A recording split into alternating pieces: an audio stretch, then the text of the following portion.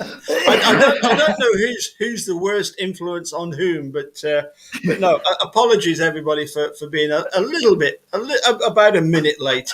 I didn't know we Just were live. I'm I sitting there know, going, I know. No, don't worry. We didn't get the bit of you and Eunice chatting away. I said to Eunice, she came back just as we were backstage chatting away for what we were about a.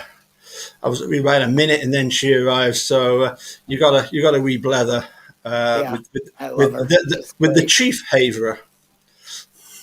Well, that's debatable. Yeah. Okay. So Hi, everybody. Hi. So, Linda, we're in a real bit of a lull at the moment with obviously Stephen Brendan's case, Right. but I don't know about you, but there seems to be plenty going on. First of all, I wanted to ask your opinion about this new initiative by, I think, mainly the dudes, Auntie Sherry and Mark, have instigated this. The Dude Advocacy Foundation. I just wanted to get your thoughts on that one first of all. I think it's great to have, Yeah. Richard would be, he's about everybody having a voice. And let's put it this way, whether you like it or not, I wouldn't be here without him, for sure. So he is the one that, like, as far as I'm concerned, he really kind of built this community, and it's great to see that somebody is doing something for him in his passing, that we can still, maybe get some really great YouTubers out there, and some people who have a voice. I think it's a good idea. Absolutely. I mean, he went to the lengths of wearing a kilt in order to encourage people to come on, and then he's, excuse my French, he's buggered off to the big YouTube studio in the sky in order to try and promote it even more. I mean, it's and he's got Denise and Ziggy too. Exactly. He's got his own community going on up there. Oh, so, that's great. He'll be annoying the what's it off everybody up there in the big YouTube studio above. Yeah. So when it comes to new people that should be starting up their sort of advocacy themselves, what sort of things would you recommend that people wanting to get started in doing a YouTube channel? What sort of advice would you give them to do? Well, I guess I would just go like Eric Hosey told me. He said, just get out there and have your facts and present your facts. Don't be everybody has an opinion, so not everybody's going to agree with you, but as long as you're sticking to the facts and you're speaking what you believe to be true, then go out and do it. So just turn on record and do it, I guess, just speak from your heart and speak with facts. Yeah, I suppose for me that the main thing would be, just be who you are. Don't try and, everybody that's out there in YouTube land, everybody following this case, everybody's got their own different style, own different way of doing it. And that's the beauty of this. I mean, dare I say it, America has just got a new president, but it doesn't matter what political persuasion you are. Everybody is welcome to to fight the course of wrongful convictions, and that's the thing that really strikes me, is that we've got supporters from across the whole spectrum, if you like, of political allegiance. And I mean, I'm reading a book at the moment by the lawyer Michael Ciccini, who is it's got a couple of excellent books about Steve and Brendan, which I'm reading at the moment. But I always remember the book that I read called Blind Injustice. Oh, great book. By Mark Godsey. And he says, doesn't he, forget political allegiance, right. Don't think for one moment that one side equals this and the other side equals that. It just isn't the case at all. It's almost as if these, wrongful conviction, it transcends any kind of political allegiance. So when it comes to people setting up a YouTube channel, what sort of people are ideal for doing that? You mentioned the fact that they should have develop a knowledge of the case. And anything else that would be handy? I guess just be yourself. I am who I am. Like I said, like it or not, I'm out here speaking, and I think every voice matters. And Yeah, don't be, like you said, don't be anything other than yourself, and present what you feel to be fact. And if yeah, you have proof, read a document. That's great. I just think if you have a voice and you need to get what you feel inside out about this injustice, get on there and speak about it. You really don't have to have anything other than a laptop, turn it on, and boom, there you go. yeah, You can do yeah, it on your phone. You don't need nothing fancy. I mean, I guess that, the advocacy will help people get better equipment so they can start out great. But hey, some people just turn on their phone and make it successful. Just anybody is successful if you're talking about it, as far as I'm concerned. yeah. It doesn't matter if you have 1,000 subscribers or one, as long as you're reaching somebody with your word. I think that's the best. Yeah, and I mean the bottom line is, if even if you start off with one, you're going to grow. Yeah. Yeah, You're you going to, do. you're going to grow. There's nothing you can do Yeah. about that. You're going to grow. But Yeah. I suppose a question would be: is there an ideal, for want of a better word, age and gender to be for somebody starting up a YouTube channel to talk about this? Well, probably over 18, but other than that, nope, I don't think so. I don't think so. I see And gender? wonderful women Yeah, and guys. It's all, yeah, it's open. Injustice yeah, is for everybody to pay attention to. So, yeah, yeah, it doesn't matter. It doesn't matter. It doesn't matter if you put your camera on or put it off. It's your voice and what you're saying is what matters. yeah. And would there be like an ideal location to come from? Like are the ones in Australia? Is it better to be Australian or from the UK or from America? I don't think there's any prejudices at all or biases when it comes to this outside of they're corrupt and we're talking about it. And that's it, I guess. It doesn't matter where you're from, your fan base will find you. And, this community is great for starting out. There's a lot of people here that would help anybody. I mean, Eric Cozy said to me, Linda, if you go out there, I'll be your first guest. Okay. Yeah, I thought, yeah, hey, that's great because I'm fanning him. He's my biggest, I mean, I yeah, very much admired and respected him. So for him to say that to me, it was great. So, hey, anybody out there wants, if you like me, go ahead. I'll get on your channel. Just get out there and speak. That's all. yeah. Absolutely, absolutely. So I suppose the question would be then, Pete Dassey, why has it taken you so bloody long to get To your get finger out out there. and start chatting on these channels? How are you getting Yeah. on with Pete? He's absolutely I, brilliant, isn't he? he's a delight. He really is. It makes Brendan's channel a whole lot more real for people Yeah, to see him. And we were honored with Barb, which is great. And I really yeah, hope she comes back. She was a little yeah, nervous, but hey, everybody yeah, is. You get over yeah, that. But Pete is great, and I think having the family speak really means a lot to this community because there's so much rabbit holes people go down, and there's assumptions and things like that. These are real people, and seeing that they love their son and they're there to support their son is fantastic. I couldn't be happier for it, and I love having him. And Dassey Radio lives. So it's been really great having Pete. it is. And, I mean, certainly, and I think you're the same, Linda. When it comes to having them on, we're not here to interrogate them about, Right. who Zellner has pinpointed as being, people that needed to be investigated. Hell, everybody needed to be investigated. Yeah. Everybody does, and everybody deserves the presumption of innocence. So, Yeah. obviously, Zellner's got her job to do. I think she's doing a really fantastic job. Fantastic. We're talking about a lull in the case, but it's nothing to do with anything other than the Mhm. fact that Kathleen Zellner has developed so much evidence, Right.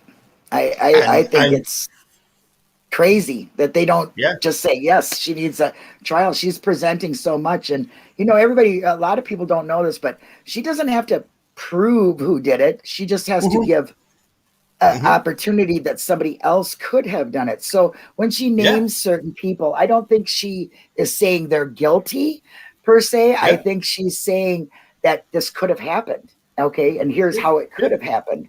So, a lot of people are trying to break down what she has said, and that's great, and that's fine, and I'm all for that. But just keep in mind that she doesn't have to prove nothing that somebody else. She just has to prove that there was motive, means, and opportunity for somebody else other than Stephen. So, I think she's doing great.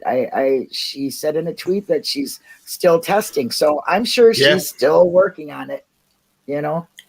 Yep. And I mean, the thing is that when it came to the 85 case, back in 2003, Steve is exonerated. Mm-hmm. Well, what happened to the real perpetrator of the crime?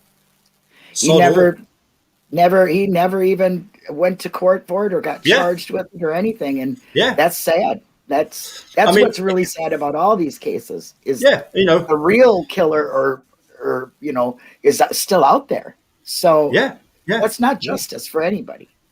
Well, I mean, the thing is they convicted Steve on the most ridiculous, the most ridiculous evidence possible back in 85, which was Penny Bernstein's eyewitness account, which was completely false because the sheriff's department made sure that that it was completely false.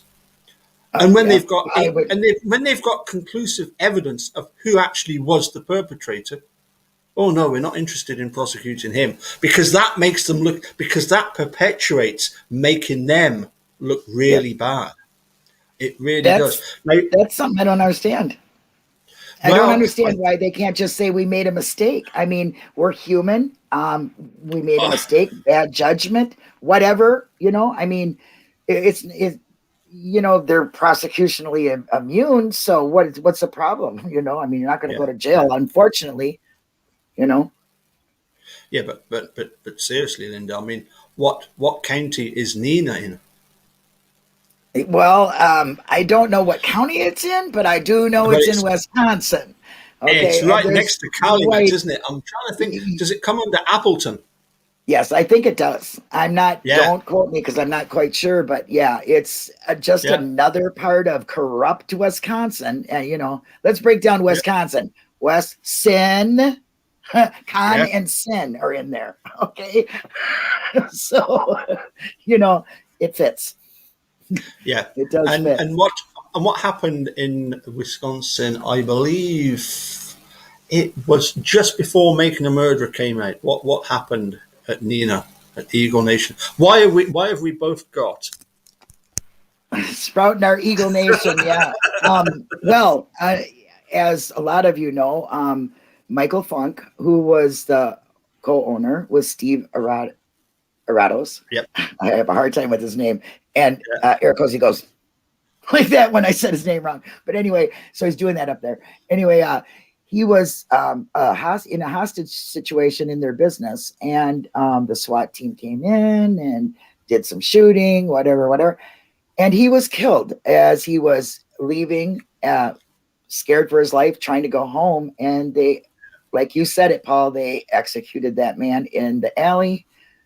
Shot him over 19 times. In fact, Huffer, or Mr. You know what? I got a few choice words for him, but he wasn't even supposed to be anywhere near a gun or anything. He was told to stand down, and he shot and killed him. And laughed about it, did a bit of a dance about it. Killing a deer. That's really nice to say. Yeah, he's I get real fired up when we talk about him because I mean, they did an investigation as they do in Wisconsin, which we all know. Oh, did they? Hold on a second. Let's rewind because first of all, they issued various statements to say that various things that they said, like the fact that Michael Funk was ordered by a police officer to halt and to drop your weapon because he was carrying a gun, although it was pointing downwards. And they told, and this was the initial story, and then footage of what actually happened came out. Yep, thank heaven for body cams because there was a whole lot going on there. That guy he's something else. He was I killed him. Yeah, I killed him. He was all happy and. and they didn't say boo. They didn't even Yeah. make a noise for Michael Funk to hear him. They did not tell him to stop. They did not say, halt, please, drop your gun, anything. I mean, we do have Yeah. to say he did have a gun, but it was not pointed at anybody. It was pointed at the door when he got out behind the truck. And then he turned to go home, which he lived across the alley, and they just shot him just like that with no warning. There was no warning to stop. There was nothing. So, and they knew he was not the hostage taker because before that, on the telephone, they had told him he's the only one. We all have uniforms on, and if we don't, we'll take our hats off. He's the only one that's wearing a hat. So they knew that Michael or ML was not a hostage taker. So they knew who he was. They claimed to not. Hoffer claims not to have known him before, but just before that, they did a raid on the shop, and well, we've seen footage on that too. So they're real dirty there, and the footage speaks for itself. Their words are lies, but the footage tells the truth. Well, Hoffer had actually spoken to Michael Funk just 3 months previously, as you say. Yeah. When they found apparently this tiny amount of, was it marijuana or something like this? What's the difference between marijuana and cannabis? Is it not the same thing? It's the same thing. Different names for the same called thing. Different things. But you can also see in that footage that they go in the room, they go through this bag, nothing in it. The dogs are in there. Then Hoffer goes in there and he reaches into his little teeny pocket there, and you can see him put it right into the case, and then comes in. Oh, I got something. It's a bag about this big of weed, which wasn't enough to do anything. And let's be reminded that they raided the place because somebody was out on the corner of their business smoking a joint. So that does not make a meth lab, is exactly what they said. So they're all around dirty. They just basically, let's just face it, it's the property that they want. And it looks like they would go to any extreme to get that property. I think also as well that, once Michael Funk was, as you say, executed by, is it Craig Hoffer? Yeah, Hoffer. Yeah, I don't know his first name. Yeah. But then it was investigated by none other than Brad Schimmel, who concluded what? No wrongdoing on the police behavior. Nothing was wrong. Kind of sounds like Peg Rottenschlager, doesn't it? Nothing wrong there. If this isn't the most obvious slam dunk of all, you shouldn't have been there. You shot this guy not just once, but 19 times, and you knew who this fellow was, and you carried on shooting. The fact that you shot him the first time is bad enough. Yeah, but then to really blow him away. I mean, and he even says, "Oh, he was moving, so I shot him again." Wow. And then they let him sit there for 45 minutes before anything was done. Yeah. So I don't know what they were doing during that 45 minutes. I have no idea. I'm sure, but as you said, they find no problem with them. And just like Peg, no problem there in the 85 case. And we all know that there was. I mean, there's problems. And we all know with Neenah police, there's problems there too. I mean, there was the shooting of Michael Bell, his son, which did get the investigating to be outsourced from out of the police department or whatever, some from a different place, but that didn't do no good for Neenah, for Ingle Nation. But we got some good news about it.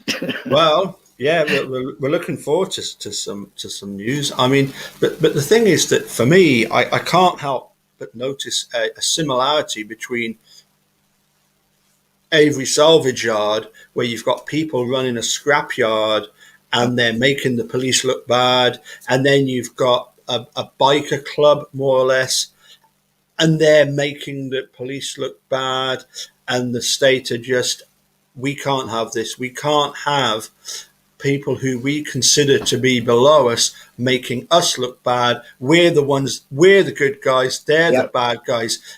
We can't have it the other way around.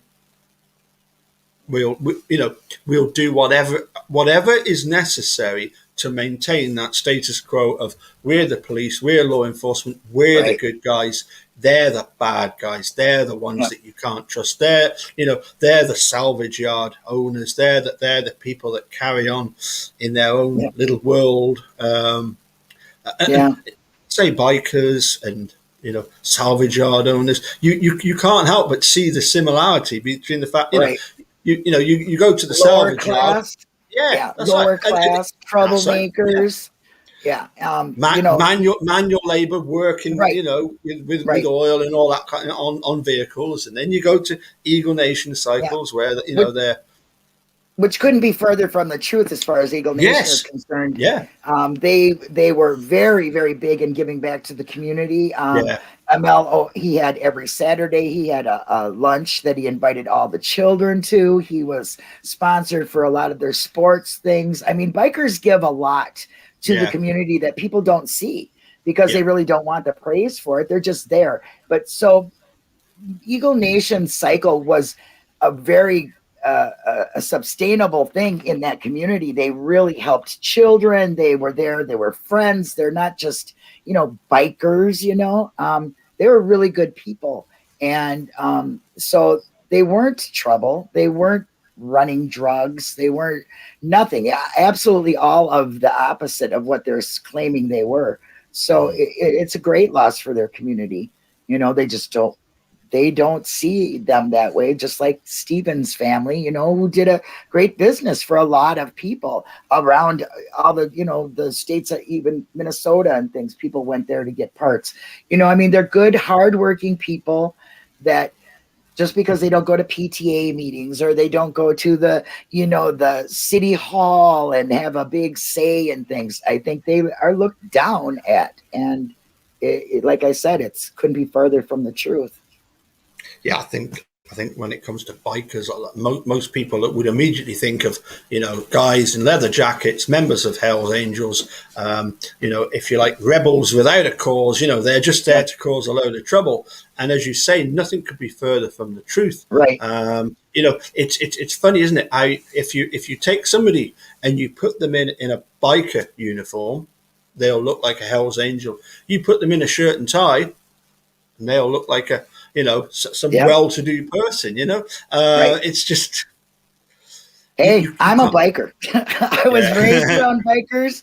I know a lot of bikers, and I'm not saying they don't, just like anybody else in society, have problems, but they do get a bad rap. They really do get a bad rap. And unfortunately, when you get a club and you have some member of the club that does something, it does give it's like the bad apple in the tree. You know what I'm saying? So, yes, but it really is very, very far from the truth in this case, especially. This is a very well-respected group of people that gave back to the community 100%. So it's really sad. And what's really sad about it is that they see no wrong in it. Okay. They don't see that they did anything wrong. And as we all know in this community, we see it. But it's very obvious in this case. It really is. Yeah. The thing is that I suppose, in fairness, yes, Brian Flatoff is an example of the kind of person that will make the biker community look bad. But that's just one person, and he was a particularly bad apple. The fact that he apparently was very drunk, highly intoxicated, comes in and decides he wants everybody to do this stuff at gunpoint. And that's when they call the police, who are meant to come along and, to try and, help the situation. And what do? It's like the worst job you could possibly do is to relieve the situation. What? By shooting the owner? Well, first of all, let's go in there. They raided it as a SWAT team. And when have you ever seen a SWAT team go in and then back out from one guy with a handgun? These guys got machine guns, whatever they're using, those high power rifles. They're fully, stacked in all of their outfit.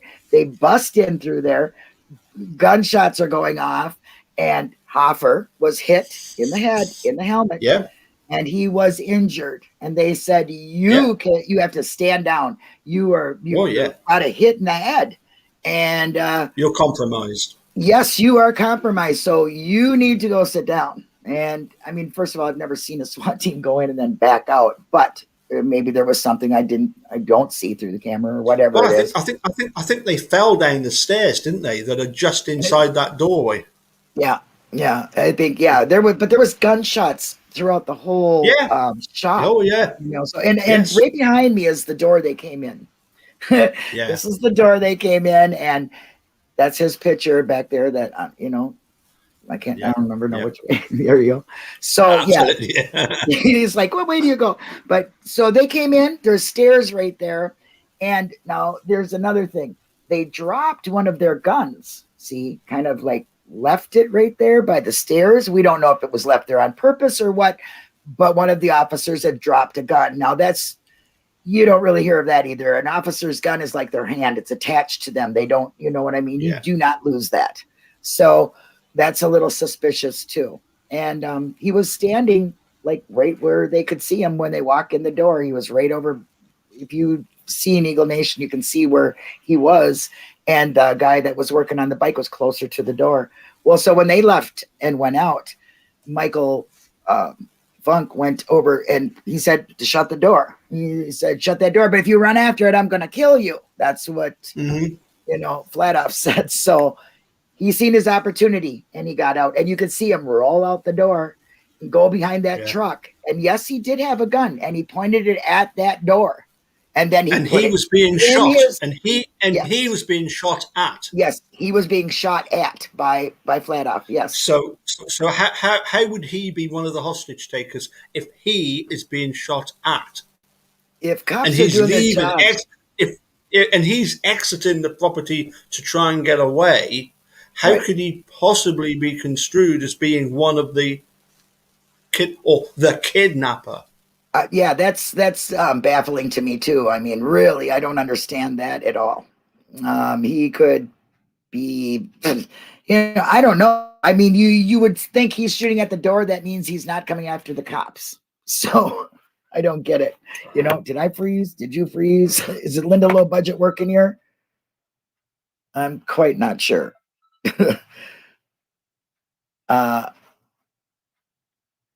Ooh. Says I'm on.